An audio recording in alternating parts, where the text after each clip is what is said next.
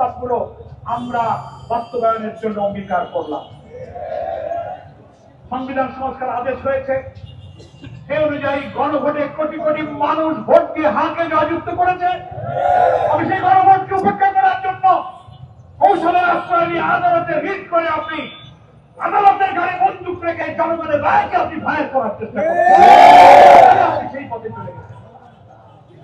এখন আপনি পার্লামেন্টে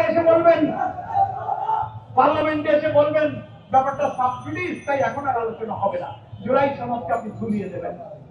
এসব নাটক তো আমরা বুঝি, অথচ জুলাই সনদে 48টি সাংবিধানিক গুরুত্বপূর্ণ বিষয় আমরা করি। আপনার নোট অফ ডিসেন্ট আছে, কিন্তু গণভোটে যখন অনুমতি হয়ে গেছে, সেটা আপনার উচিত ছিল সংবিধান সংস্কার পরিষদের শপথ নিয়ে আপনি সেটা অনুমোদন করবেন, পার্লামেন্টে আসবেন। আপনি বললেন যে না, সংবিধানে এই শপথ নাই। মানে যার জন্য যেটুক কাজে লাগে সংবিধানে সেইটুক তার কাছে সংবিধানে শপথ নাই। সংবিধানে কি নির্বাচনটা ছিল না? সংবিধানে অন্তর্বর্তীকালীন সরকার ছিল না? আপনি কেন এই অন্তর্বর্তীকালীন নির্বাচন সংবিধানেই যদি না থাকে, তা যদি না করেন, তো আপনার গণভোট যদি বাতিল করতে রিট করেন, তাহলে পার্লামেন্টকে একই দশা। এইসব কথা বলে একটা জোগাড়ি করার দরকার নেই। আপনারা সংবিধান সংস্কার পরিষদে শপথ নেন, জুলাই সনদকে বাস্তবায়ন করুন। সারা দুনিয়া দেখেছে জুলাই সনদে স্বাক্ষরকারী দলগুলো, এবং সেখানে অঙ্গীকার নামা 3 নম্বর পয়েন্টে ক্ষমতা আছে যে এর বিরুদ্ধে, জুলাই সনদের বিরুদ্ধে আদালতে কোনো অভিযোগ উত্থাপন করা যাবে না, সেটাও ওখানে বলা আছে।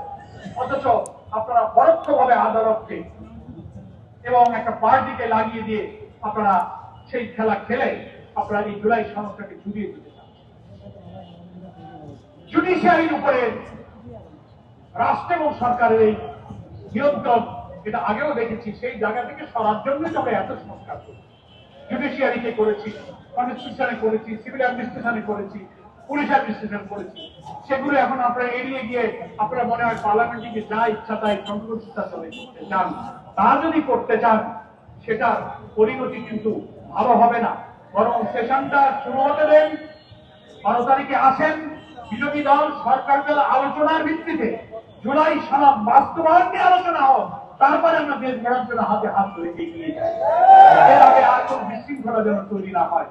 আমরা সর্বশেষে সরকার এবং দেশের জুডিশিয়ারি বিচার বিভাগে যারা আছেন, রিজওয়ানা হাসানের এই বক্তব্যটাকে আপনি পরীক্ষা করুন, এই অভিযোগের ব্যাপারে তাকে জিজ্ঞাসাবাদের মুখোমুখি করুন, জাতির সামনে আসল সত্যকে পরিষ্কার করুন।